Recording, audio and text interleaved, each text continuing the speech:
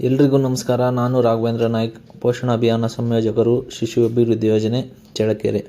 ಇವತ್ತು ಈ ಒಂದು ವಿಡಿಯೋ ಮಾಡ್ತಾ ಇರೋವಂಥ ಉದ್ದೇಶ ಏನಪ್ಪ ಅಂತ ಹೇಳಿದರೆ, ನಿಮಗೆ ಯೂನಿಲರ್ನ್ ಆ್ಯಪಲ್ಲಿ ನಿಮ್ಮ ECCE ಕೋರ್ಸನ್ನು ಹೇಗೆ ಕಂಪ್ಲೀಟ್ ಮಾಡಬೇಕು ಅನ್ನೋದನ್ನ ನಿಮಗೆ ಈ ಒಂದು ವಿಡಿಯೋದಲ್ಲಿ ತಿಳಿಸ್ಕೊಡ್ತಾ ಇದ್ದೀನಿ. ನೀವು ಮೊದಲು ಏನು ಮಾಡಬೇಕು ಅಂತ ಹೇಳಿದರೆ, ನಿಮ್ಮ ಮೊಬೈಲ್ನಲ್ಲಿ ಯೂನಿಲರ್ನ್ ಆ್ಯಪ್ ಇದೆಯಲ್ಲ, ಅದರ ಮೇಲೆ ನೀವು ಟಚ್ ಮಾಡಬೇಕು. ಟಚ್ ಮಾಡಿದ ನಂತರ ನಿಮಗೆ ಡ್ಯಾಶ್ಬೋರ್ಡಲ್ಲಿ ತೋರಿಸುತ್ತೆ. ನೀವು ಆಲ್ರೆಡಿ ಲಾಗಿನ್ ಆಗಿದ್ದರೆ ನಿಮ್ಮ ECCE ಕೋರ್ಸ್ ಎಷ್ಟು ಪರ್ಸೆಂಟೇಜ್ ಆಗಿದೆ ಅನ್ನೋದನ್ನ ನಿಮಗೆ ತೋರಿಸುತ್ತೆ. ಇಲ್ಲಿ ನೋಡಿ, ಇಲ್ಲಿ 8% ಆಗಿದೆ. ನಿಮ್ಮಲ್ಲಿ ಎಷ್ಟಾಗಿದೆ ಅನ್ನೋದನ್ನ ನೀವು ಒಂದು ಸಲ ಚೆಕ್ ಮಾಡ್ಕೊಳ್ಳಿ. ಇದು 100% ಆದರೆ ಮಾತ್ರ ನಿಮ್ಮ ಕೋರ್ಸ್ ಕಂಪ್ಲೀಟ್ ಆಗಿದೆ. ಹಾಗೆ ಕೋರ್ಸ್ ಕಂಪ್ಲೀಟ್ ಆದಮೇಲೆ ನಿಮಗೆ ಏನು ಆಗುತ್ತೆ, ಸರ್ಟಿಫಿಕೇಟ್ ಡೌನ್ಲೋಡ್ ಆಗುತ್ತೆ. ಹಾಗಾಗಿ ನೀವು ಇಲ್ಲಿ 8% ಆಗಿದರೆ ಇದನ್ನು ನೀವು 100% ಮಾಡಲೇಬೇಕಾಗುತ್ತೆ. 100% ಆಗಬೇಕು ಅಂತ ಹೇಳಿದರೆ ಏನು, ಈ ಒಂದು ECCE ಕೋರ್ಸಲ್ಲಿ 14 ಮಾಡ್ಯೂಲ್ಗಳು ಬರ್ತವೆ. ಆ 14 ಮಾಡ್ಯೂಲ್ಗಳನ್ನು ನೀವು ಇದರಲ್ಲಿ ಒಟ್ಟು 14 ಮೇನ್ ಮಾಡ್ಯೂಲ್ಸ್ ಬರ್ತವೆ. ಅದರಲ್ಲಿ ಸಬ್ ಮಾಡ್ಯೂಲ್ಸ್ ಎಲ್ಲ ಸೇರಿ ನಿಮಗೆ 21 ಮಾಡ್ಯೂಲ್ಸು ತೋರಿಸುತ್ತೆ. ಹಾಗಾಗಿ ನೀವು ಏನು ಮಾಡಬೇಕು, ಇಲ್ಲಿ ಈಗ ನಿಮ್ಮ ಕೋರ್ಸನ್ನು ಕಂಟಿನ್ಯೂ ಮಾಡಬೇಕು ಅಂತ ಹೇಳಿದರೆ ನೀವು ಇಲ್ಲಿ ECCE ಕೋರ್ಸ್ ಅಂತ ಕಾಣ್ತಿದೆಯಲ್ಲ 8%, ನೀವು ಇಲ್ಲಿ ಟಚ್ ಮಾಡಬೇಕಾಗುತ್ತೆ. ಟಚ್ ಮಾಡಿದಾದಮೇಲೆ ನಿಮ್ಮ ಕೋರ್ಸು ಇಲ್ಲಿ ಮಾಡ್ಯೂಲ್ 1 ಓಪನ್ ಆಗಿದೆ. ಆರಂಭಿಕ ವರ್ಷಗಳು ಮತ್ತು ಮೆದುಳಿನ ಬೆಳವಣಿಗೆ ಪ್ರಾಮುಖ್ಯತೆ. ಇಲ್ಲಿ ಕೆಳಗಡೆ ಕಾಣ್ತಿದೆಯಲ್ಲ ನಿಮಗೆ, ಇಲ್ಲಿ ನಿಮಗೆ ಮಾರ್ಕಲ್ಲಿ ತೋರಿಸಿದ್ದೀನಲ್ಲ, ಕೆಳಗಡೆ ಪೂರ್ವ ಪರೀಕ್ಷೆ ಅಂದರೆ ಬ್ಯಾಕ್. ನೀವು ಏನು ಕಂಪ್ಲೀಟ್ ಮಾಡಿದ್ದೀರಾ, ಇದು ಪೂರ್ವ ಪರೀಕ್ಷೆಯನ್ನು ಕಂಪ್ಲೀಟ್ ಮಾಡಿದ್ದೀರಾ.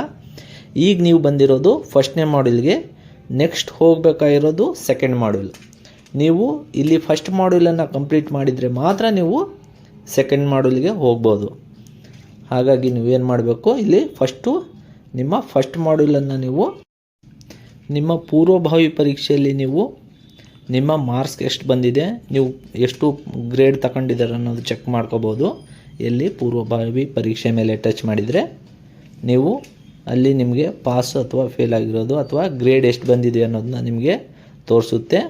ಅಕಸ್ಮಾತ್ ನಿಮಗೆ ಆ ಗ್ರೇಡ್ ಕಡಿಮೆ ಇದ್ದರೆ ನೀವು ಇನ್ನೊಂದು ಸಲ ಎಕ್ಸಾಮನ್ನು ತಗೋಬೋದು. ಇಲ್ಲಿ ಪೂರ್ವ ಪರೀಕ್ಷೆ ಮೇಲೆ ಟಚ್ ಮಾಡಿ, ಪೂರ್ವ ಪರೀಕ್ಷೆ ಅಂತ ಬರುತ್ತೆ, ಅದರ ಮೇಲೆ ನೀವು ಟಚ್ ಮಾಡಬೇಕು. ನೋಡಿ, ನಿಮಗೆ ಇಲ್ಲಿ ತೋರಿಸ್ತಾ ಇದೆ grading method, highest grade, your attempts, highest grade. ನೀವು ಎಕ್ಸಾಮ್ ಅಟೆಂಡ್ ಮಾಡಿದ್ದೀರಾ, 19%ಗೆ ನೀವು 4.8% ತಗೊಂಡಿದ್ದೀರಾ. ಫಸ್ಟ್ನೇ ಅಟೆಂಪ್ಟಲ್ಲಿ ಫಿನಿಷ್ ಆಗಿದೆ, 19ಕ್ಕೆ 4 ಪಾಯಿಂಟ್ ಬಂದಿದೆ. ನೀವು ಅಕಸ್ಮಾತ್ ಈ ಗ್ರೇಡ್ ಬಗ್ಗೆ ನಿಮಗೆ ಸ್ಯಾಟಿಸ್ಫ್ಯಾಕ್ಷನ್ ಇಲ್ಲ ಅಂತ ಹೇಳಿದರೆ ಅಟೆಂಪ್ಟ್ ಕ್ವಿಜ್ ಅಂತ ನೀವು ಕೊಟ್ಟರೆ ನಿಮಗೆ ಮತ್ತೆ ಇನ್ನೊಂದು ಸಲ ಸೇಮ್ ಕ್ವಶನ್ಸ್ ಬರ್ತವೆ, ಸೇಮ್ ಆನ್ಸರ್ಸು ನೀವು ಅಟೆಂಡ್ ಮಾಡ್ಬೋದು. ಇಲ್ಲ ಇದು ಸ್ಯಾಟಿಸ್ಫ್ಯಾಕ್ಷನ್ ಇದೆ ಅಂತ ಹೇಳಿದರೆ ನೀವೇನು ಮಾಡಬೇಕು, ಇಲ್ಲಿ ನೆಕ್ಸ್ಟ್ ಆ್ಯಕ್ಟಿವಿಟಿ ಅನ್ನೋದ್ರ ಮೇಲೆ ನೀವು ಟಚ್ ಮಾಡಬೇಕು. ನೆಕ್ಸ್ಟ್ ಆ್ಯಕ್ಟಿವಿಟಿ ಅಂತ ಹೇಳಿದರೆ ಇಲ್ಲಿ ಪೂರ್ವ ಪರೀಕ್ಷೆ ಮುಗಿದಾದ್ಮೇಲೆ ನಿಮಗೆ ಫಸ್ಟ್ ಮಾಡ್ಯೂಲು ಓಪನ್ ಆಗುತ್ತೆ. ಮಾಡ್ಯೂಲ್ 1, ಆರಂಭಿಕ ವರ್ಷಗಳು ಮತ್ತು ಮೆದುಳಿನ ಬೆಳವಣಿಗೆಯ ಪ್ರಾಮುಖ್ಯತೆ.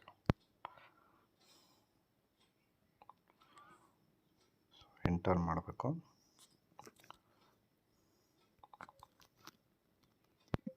ಮಗುವಿನ ಪ್ರಾರಂಭಿಕ ವರ್ಷಗಳು ಮತ್ತು ಮೆದುಳಿನ ಬೆಳವಣಿಗೆಯ ಮಹತ್ವ ಮಾಡ್ಯೂಲ್ಗೆ ನಿಮಗೆ ಸ್ವಾಗತ.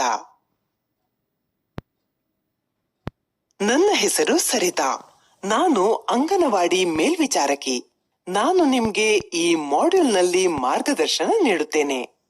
ನಿಮ್ಗೆ ಗೊತ್ತೇ, ಅನೇಕ ವೈಜ್ಞಾನಿಕ ಅಧ್ಯಯನಗಳ ಪ್ರಕಾರ ಮಗುವಿನ ಬಾಲ್ಯದ ಆರಂಭಿಕ ವರ್ಷಗಳಲ್ಲಿ ಮಗು ಪಡೆಯುವ ಅನುಭವಗಳು ಆಕೆಯ ಪ್ರಾಥಮಿಕ ಶಿಕ್ಷಣದ ಸಾಮರ್ಥ್ಯದ ಮೇಲೆ ಪರಿಣಾಮ ಬೀರುತ್ತವೆ. ನಮ್ಮ ಅಂಗನವಾಡಿ ಕೇಂದ್ರಗಳಲ್ಲಿ ಎಲ್ಲ ಮಕ್ಕಳಲ್ಲಿ ವಯಸ್ಸಿಗೆ ಸೂಕ್ತವಾದ ಬೆಳವಣಿಗೆ ಆಗುವ ಹಾಗೆ ನೋಡಿಕೊಳ್ಳುವುದು ಮತ್ತು ಉತ್ತಮ ಗುಣಮಟ್ಟದ ಶಾಲಾ ಪೂರ್ವ ಶಿಕ್ಷಣವನ್ನು ಅವರಿಗೆ ನೀಡುವುದು ಹೇಗೆ ಎಂದು ಹೇಳುತ್ತೀರಾ? ಈ ಮಾಡ್ಯೂಲ್ನಲ್ಲಿ ಮಗುವಿನ ಬಾಲ್ಯದ ಆರಂಭಿಕ ವರ್ಷಗಳು ಮತ್ತು ಮೆದುಳಿನ ಬೆಳವಣಿಗೆಯ ಮಹತ್ವದ ಕುರಿತು ನಾವು ಕಲಿಯೋಣ. ಇದು ನಮ್ಮ ಪ್ರಶ್ನೆಗೆ ಉತ್ತರವನ್ನು ಒದಗಿಸುತ್ತೆ. ಬನ್ನಿ ಆರಂಭ ಮಾಡೋಣ. ಈ ಮಾಡ್ಯೂಲ್ನ ಕೊನೆಯಲ್ಲಿ ನಿಮಗೆ ಮಗುವಿನ ಬಾಲ್ಯದ ಆರಂಭಿಕ ವರ್ಷಗಳ ಮಹತ್ವ ಅರ್ಥವಾಗಿರುತ್ತದೆ. ಮೆದುಳಿನ ಬೆಳವಣಿಗೆಯ ಪ್ರಕ್ರಿಯೆ ನಿಮಗೆ ಅರ್ಥವಾಗಿರುತ್ತದೆ. ಮೆದುಳಿನ ಬೆಳವಣಿಗೆಯ ಮೇಲೆ ಪ್ರಭಾವ ಬೀರುವ ಅಂಶಗಳನ್ನು ಅರ್ಥ ಮಾಡಿಕೊಳ್ಳುತ್ತೀರಿ. ಆರಂಭಿಕ ಬಾಲ್ಯಾವಸ್ಥೆಯ ಆರೈಕೆ ಮತ್ತು ಶಿಕ್ಷಣದ ECCE ಪರಿಕಲ್ಪನೆ ಮತ್ತು ಅದರ ಮಹತ್ವವನ್ನು ಅರ್ಥ ಮಾಡಿಕೊಳ್ಳುತ್ತೀರಿ. ಅಂಗನವಾಡಿ ಮೇಲ್ವಿಚಾರಕಿ ಅಂಗನವಾಡಿ ಕಾರ್ಯಕರ್ತೆಯರಿಗೆ ಮಗುವಿನ ಬಾಲ್ಯದ ಆರಂಭಿಕ ವರ್ಷಗಳ ಮಹತ್ವದ ಕುರಿತು ಏನು ಹೇಳುತ್ತಿದ್ದಾರೆ ಎಂಬುದನ್ನು ನೋಡೋಣ. ಮಗುವಿನ ಬಾಲ್ಯದ ಆರಂಭಿಕ ವರ್ಷಗಳು ಅದರ ಜೀವನದುದ್ದಕ್ಕೂ ಪ್ರಭಾವವನ್ನು ಬೀರುತ್ತವೆ. ಆದ್ದರಿಂದ ನಾವು ಬಹಳ ಮಹತ್ವವುಳ್ಳವರು ಆಗಿದ್ದೇವೆ. ಇದೇಕೆ ಹಾಗೆ ಅಕ್ಕ? ಏಕೆಂದರೆ ಈ ಅವಧಿಯಲ್ಲಿ ಎಲ್ಲಾ ವಲಯಗಳಲ್ಲಿ ಎಂದರೆ ದೈಹಿಕ, ಚಲನವಲನಗಳ, ಸಂವೇದನಾಶೀಲ, ಅರಿವಿನ, ಭಾಷಿಕ, ಸಾಮಾಜಿಕ, ಭಾವನಾತ್ಮಕ ಮತ್ತು ಸೃಜನಶೀಲತೆಯ ಬಾಲ್ಯದ ಆರಂಭಿಕ ವರ್ಷಗಳಲ್ಲಿ ಮಕ್ಕಳು ಬಹಳ ವೇಗವಾಗಿ ಬೆಳೆಯುತ್ತವೆ.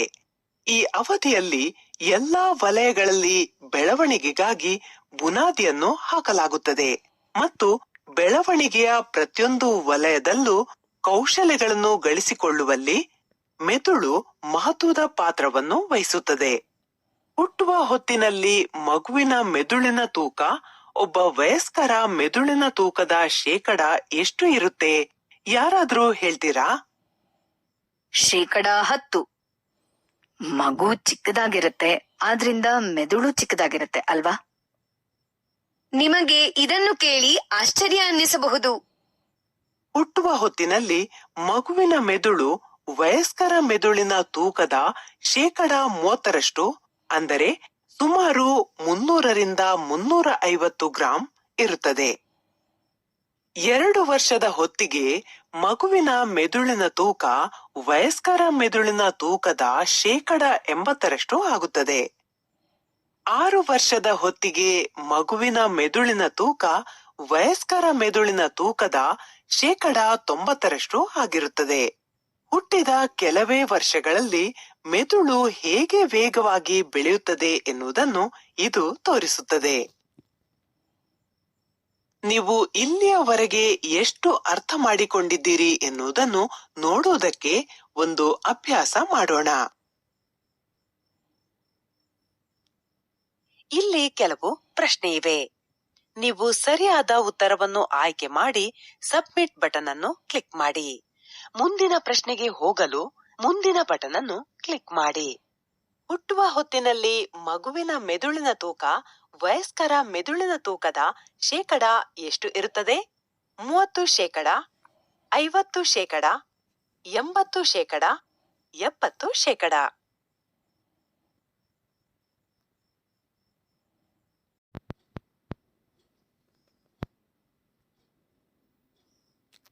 ಇಲ್ಲಿ ಕೆಲವು ಪ್ರಶ್ನೆ ಇವೆ.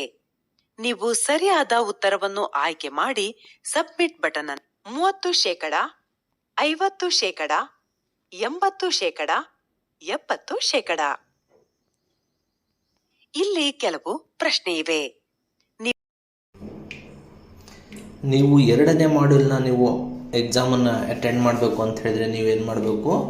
ಇಲ್ಲಿ ಲಾಸ್ಟ್ ಆಕ್ಸೆಸ್ಡ್ ಆ್ಯಕ್ಟಿವಿಟಿ ಅಂತ ಇದೆಯಲ್ಲ, ಅದರ ಮೇಲೆ ನೀವು ಟಚ್ ಮಾಡಬೇಕು. ಅಲ್ಲಿ ಟಚ್ ಮಾಡಿದಾದಮೇಲೆ ನಿಮಗೆ ಮಾಡ್ಯೂಲ್ ಲೋಡಿಂಗ್ ಆಗುತ್ತೆ. ಇಲ್ಲಿ ಎಂಟರ್ ಅಂತ ಕಾಣ್ತಿದೆಯಲ್ಲ, ಆ ಎಂಟರ್ ಮೇಲೆ ಟಚ್ ಮಾಡಬೇಕು. ಟಚ್ ಮಾಡಿದಾದ ನಂತರ ಇಲ್ಲಿ ನಿಮಗೆ ಒಂದು ವಿಡಿಯೋ ಬರುತ್ತೆ. ಇಲ್ಲಿ ಕಂಟಿನ್ಯೂ ಅಂಥೇಳಿ ಕೊಡಬೇಕು. ಕಂಟಿನ್ಯೂ ಅಂತ ಕೊಟ್ಟಾದ್ಮೇಲೆ ನಿಮಗೆ ಇಲ್ಲಿ ನೀವು ಸರಿಯಾದ ಉತ್ತರವನ್ನು ಆಯ್ಕೆ ಮಾಡಿ ಸಬ್ಮಿಟ್ ಬಟನ್ ಅನ್ನು ಕ್ಲಿಕ್ ಮಾಡಿ. ಮುಂದಿನ ಪ್ರಶ್ನೆಗೆ ಹೋಗಲು ಮುಂದಿನ ಬಟನ್ ಅನ್ನು ಕ್ಲಿಕ್ ಮಾಡಿ. ಕೆಳಗೆ ಮಕ್ಕಳು ತೋರ್ಪಡಿಸುವ ಕೆಲವು ಕೌಶಲ್ಯಗಳ ಪಟ್ಟಿ ಇದೆ. ಪ್ರತಿ ಕೌಶಲ್ಯವು ಬೆಳವಣಿಗೆಯ ಒಂದು ನಿರ್ದಿಷ್ಟ ವಲಯಕ್ಕೆ ಸಂಬಂಧಿಸಿದ್ದಾಗಿದೆ. ಪ್ರತಿಯೊಂದು ಕೌಶಲ್ಯಕ್ಕೂ ಅದರ ಸರಿಯಾದ ವಲಯವನ್ನು ಗುರುತಿಸಿ.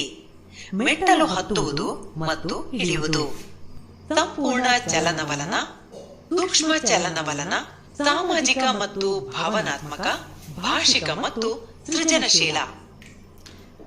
ಇಲ್ಲಿ ನಿಮಗೆ ವಿಡಿಯೋ ಪ್ಲೇ ಆಗುತ್ತೆ.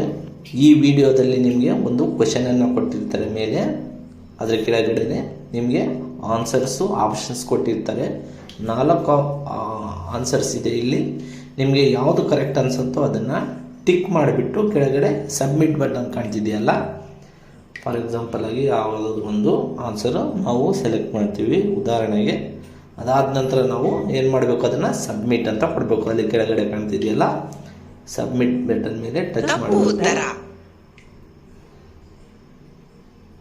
ಇಲ್ಲಿ ನೋಡಿ ರೈಟ್ ಆನ್ಸರ್ಸ್ ಯಾವುದು, ನೀವು ಟಿಕ್ ಮಾಡಿರೋ ಆನ್ಸರ್ ಯಾವುದು ಅನ್ನೋದನ್ನ ತೋರಿಸುತ್ತೆ. ಅದಾದ ನಂತರ ನೀವು ಮುಂದಿನ ಅಂದರೆ ನೆಕ್ಸ್ಟ್ ಕ್ವಶನಿಗೆ ಹೋಗುತ್ತೆ. ಇಲ್ಲ ನೀವು ಬ್ಯಾಕ್ ಹೋಗಬೇಕು ಅಂತ ಹೇಳಿದರೆ ಕೆಳಗಡೆ 6 ಮಾರ್ಕ್ ಇದೆಯಲ್ಲ, ಈ ಕೆಳಗಡೆ 6 ಮಾರ್ಕಿಗೆ ಹೋದರೆ ನೀವು ಇಲ್ಲಿಯವರೆಗೆ ಎಷ್ಟು ಕಲಿತಿದ್ದೀರಿ ಎನ್ನುವುದನ್ನು ನೋಡಲು ಒಂದು ಅಭ್ಯಾಸವನ್ನು ಮಾಡೋಣ. ಇಲ್ಲಿ ಕೆಲವು ಪ್ರಶ್ನೆ ಇವೆ. ನೀವು ಸರಿಯಾದ ಉತ್ತರವನ್ನು ಆಯ್ಕೆ ಮಾಡಿ ಸಬ್ಮಿಟ್ ಬಟನ್ ಅನ್ನು ಕ್ಲಿಕ್ ಮಾಡಿ.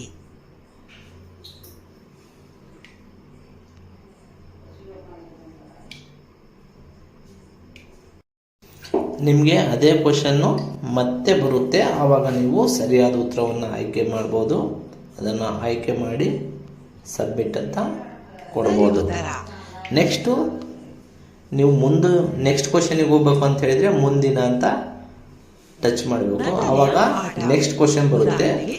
ಅಡುಗೆ ಮಾಡುವ ಆಟ, ಬೆಳವಣಿಗೆಯ ಯಾವ ವಲಯಕ್ಕೆ? ಹೀಗೆ ನೀವು ಎಲ್ಲ ಕ್ವಶನ್ಸಿಗೂ ಅಟೆಂಡ್ ಮಾಡ್ಕೊಳ್ತಾ ಹೋಗಬೇಕು. ವಿಡಿಯೋ ಪ್ಲೇ ಆಗ್ತಾ ಇರುತ್ತೆ. ತಪ್ಪು ಉತ್ತರ.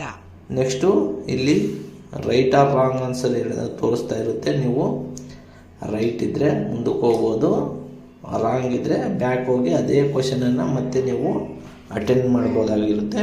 ಹಾಗಾಗಿ ನೀವು ಎಲ್ಲ ಕ್ವಶನ್ಸಿಗೂ ಅಟೆಂಡ್ ಮಾಡಿ ನೀವೇನು ಮಾಡಬೇಕು, ಸಬ್ಮಿಟ್ ಬೇಕು. ಅವರು ಅನುಸರಿಸುವ ಕಲಿಕೆಯ ಪ್ರಕ್ರಿಯೆ ಏನು? ನಾನು ಇದನ್ನು ಅರ್ಥ ಮಾಡಿಕೊಂಡರೆ ಆಟವನ್ನು ಆಧರಿಸಿದ ಕಲಿಕೆಯ ಚಟುವಟಿಕೆಗಳನ್ನು ಹೆಚ್ಚು ಚೆನ್ನಾಗಿ ನಡೆಸಲು ನನಗೆ ಸಹಾಯಕವಾಗುತ್ತದೆ. ರೇಣು, ನೀವು ತುಂಬಾ ಒಳ್ಳೆಯ ಪ್ರಶ್ನೆ ಕೇಳಿದ್ದೀರಿ. ಮಕ್ಕಳು ಹೇಗೆ ಕಲಿಯುತ್ತಾರೆ ಎನ್ನುವುದರ ಬಗ್ಗೆ ಕೆಲವು ಮೂಲಭೂತ ತತ್ವಗಳನ್ನು ನಿಮಗೆಲ್ಲರಿಗೂ ವಿವರಿಸುತ್ತೇನೆ. ಇಲ್ಲಿ ನಾವು 7 ತತ್ವಗಳನ್ನು ತೋರಿಸುತ್ತಾ ಇದ್ದೇವೆ. ಯಾವುದೇ ತತ್ವದ ಬಗ್ಗೆ ಹೆಚ್ಚು ತಿಳಿದುಕೊಳ್ಳಲು ಅದರ ಮೇಲೆ ಕ್ಲಿಕ್ ಮಾಡಿ.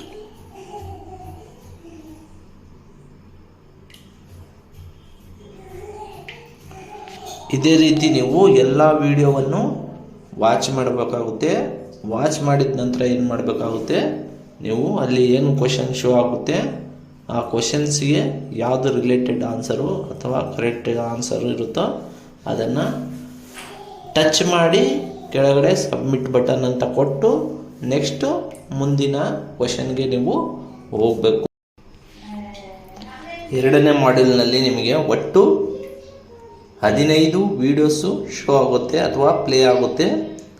ಆ ವಿಡಿಯೋಗಳಿಗೆ ನೀವೆಲ್ಲ ಎಲ್ಲ ಕ್ವಶನ್ಸಿಗೂ ನೀವು ಆನ್ಸರ್ಸ್ ಮಾಡಿಕೊಂಡು ಬರಬೇಕು. ಹಾಗೆ ಆ ಒಂದು ವಿಡಿಯೋನ ವಾಚ್ ಮಾಡಬೇಕು. ವಾಚ್ ಮಾಡಿದಾದ ನಂತರ ನಿಮಗೆ ಲಾಸ್ಟಿಗೆ ನೀವು ಈ ಮಾಡ್ಯೂಲನ್ನು ಯಶಸ್ವಿಯಾಗಿ ಮುಗಿಸಿದ್ದೀರಿ, ಧನ್ಯವಾದ, ನಾವೀಗ ಮುಂದಿನ ಮಾಡ್ಯೂಲನ್ನು ಆರಂಭ ಮಾಡೋಣವೇ ಅಂತ ಕೇಳುತ್ತಲ್ಲ, ಆವಾಗ ನೀವು ಇಲ್ಲಿ 6 ಮಾರ್ಕ್ ಬ್ಯಾಕ್ 6 ಮಾರ್ಕ್ ಬಟನ್ ಕಾಣ್ತಿದೆಯಲ್ಲ, ಇಲ್ಲಿ ನೀವು ಕೆಳಗಡೆ ಟಚ್ ಮಾಡಬೇಕು. ಟಚ್ ಮಾಡಿದಾದ ನಂತರ ನಿಮಗೆ ಕಲಿತಿರುವುದು ಮಗುವಿನ ವೃದ್ಧಿ ಮತ್ತು ಬೆಳವಣಿಗೆಯ ಪ್ರಕ್ರಿಯೆಯು ವಲಯಗಳಲ್ಲಿ ವಿಭಾಗಿಸಲ್ಪಟ್ಟಿವೆ. ಇಲ್ಲಿ ನೀವು ಬ್ಯಾಕ್ ಬಂದಾದ ಮೇಲೆ ನಿಮಗೆ ಸೆಕೆಂಡ್ ಮಾಡ್ಯೂಲ್ ತೋರಿಸುತ್ತೆ. ಅದ್ರ ಕೆಳಗಡೆ ನಿಮಗೆ ಎಂಟರ್ ಇದೆಯಲ್ಲ, ಮತ್ತೆ ಎಂಟರ್ ಅಂತ ಕೊಟ್ಟರೆ ಮತ್ತೆ ಇನ್ನೊಂದ್ಸಲ ನೀವು ಸೆಕೆಂಡ್ ಮಾಡ್ಯೂಲಿಗೆ ಹೋಗ್ತೀರಾ. ಎಂಟರ್ ಕೊಡಬಾರ್ದು. ಅದ್ರ ಕೆಳಗಡೆ ನೆಕ್ಸ್ಟ್ ಆ್ಯಕ್ಟಿವಿಟಿ ಅಂತ ಕಾಣ್ತಿದೆಯಲ್ಲ, ಅದ್ರ ಮೇಲೆ ಟಚ್ ಮಾಡಿ ನೆಕ್ಸ್ಟ್ ಆಕ್ಟಿವಿಟಿ ಮೇಲೆ ಟಚ್ ಮಾಡಿದರೆ ನಿಮಗೆ ಇಲ್ಲಿ 3ನೇ ಮಾಡ್ಯೂಲ್ಗೆ ನೀವು ಎಂಟ್ರಿ ಆಗ್ತೀರಾ. ಇಲ್ಲಿ ನಿಮಗೆ 3ನೇ ಮಾಡ್ಯೂಲ್ಗೆ ನೀವು ಎಂಟ್ರಿ ಆಗ್ತೀರಾ. ಇಲ್ಲಿ ತೋರಿಸ್ತಾ ಇದೆ ನೋಡಿ, ಮಾಡ್ಯೂಲ್ 3A ಶಾಲಾ ಪೂರ್ವ ಪಠ್ಯಕ್ರಮದ ಪರಿಚಯ ಭಾಗ. ಈ ಮಾಡ್ಯೂಲ್ನಲ್ಲಿ ನೀವು ಪಠ್ಯಕ್ರಮದ ಅರ್ಥ ಮತ್ತು ಪಠ್ಯಕ್ರಮ ಆಯೋಜಿಸುವ ಬಗ್ಗೆ ಪ್ರಾಮುಖ್ಯತೆಯ ಬಗ್ಗೆ ತಿಳಿಯುವಿರಿ. ಇದರ ಜೊತೆಗೆ ನೀವು ದೀರ್ಘಾವಧಿ ಮತ್ತು ಅಲ್ಪಾವಧಿ ಗುರಿಗಳ ನಡುವಿನ ವ್ಯತ್ಯಾಸ ಮತ್ತು ಅವುಗಳನ್ನು ಹೇಗೆ ನಿರ್ಧರಿಸಲಾಗುತ್ತದೆ ಎಂದು ಕಲಿಯುವಿರಿ. ಇಲ್ಲಿ ನಿಮಗೆ ಎಂಟರ್ ಆಪ್ಷನ್ ಕಾಣ್ತಿದೆಯಲ್ಲ, ಎಂಟರ್ ಆಪ್ಷನ್ ಮೇಲೆ ಟಚ್ ಮಾಡಬೇಕು. ಎಂಟರ್ ಅಂತ ಕೊಟ್ಟಾದ್ಮೇಲೆ ನಿಮಗೆ ಸೇಮ್ ಅದೇ ರೀತಿ ನೀವು ಮೊದಲನೇ ಮಾಡ್ಯೂಲು ಹಾಗೆ 2ನೇ ಮಾಡ್ಯೂಲ್ ಮಾಡಿದ್ರಲ್ಲ, ಈ 3ನೇ ಮಾಡ್ಯೂಲ್ನಲ್ಲೂ ಕೂಡ ನಿಮಗೆ ಸೇಮ್ ಅದೇ ರೀತಿ ವಿಡಿಯೋಸ್ ಬರ್ತವೆ, ಕ್ವಶನ್ ಆ್ಯಂಡ್ ಆನ್ಸರ್ಸ್ ಬರ್ತವೆ. ನೀವು ಕ್ವಶನ್ ಆ್ಯಂಡ್ ಆನ್ಸರ್ಸಿಗೆ ಮಾರ್ಕ್ ಮಾಡ್ಕೊಂಡು ಹೋಗ್ಬೇಕು ಅಥವಾ ಅಟೆಂಡ್ ಮಾಡ್ಕೊಂಡು ಹೋಗ್ಬೇಕು. ಲಾಸ್ಟಿಗೆ ನಿಮಗೆ ಮಾಡ್ಯೂಲ್ ಕಂಪ್ಲೀಟ್ ಆದಮೇಲೆ ನೀವು ಮೇಲ್ಗಡೆ ಆರೋ ಮಾರ್ಕ್ ಕಾಣುತ್ತಲ್ಲ, ಅಲ್ಲಿ ಟಚ್ ಮಾಡಿದಾದ್ಮೇಲೆ ನಿಮಗೆ ಬ್ಯಾಕ್ ಹೋಗುತ್ತೆ.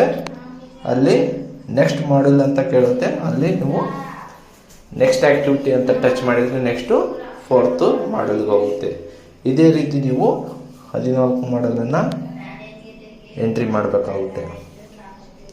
ಅದಾದ ನಂತರ ನಿಮಗೆ ಪೋಸ್ಟ್ ಪರೀಕ್ಷೆ ಅಂತ ಇರುತ್ತೆ. ಅದಾದ ನಂತರ ನಿಮಗೆ ಸರ್ಟಿಫಿಕೇಟ್ ಡೌನ್ಲೋಡ್ ಆಗುತ್ತೆ.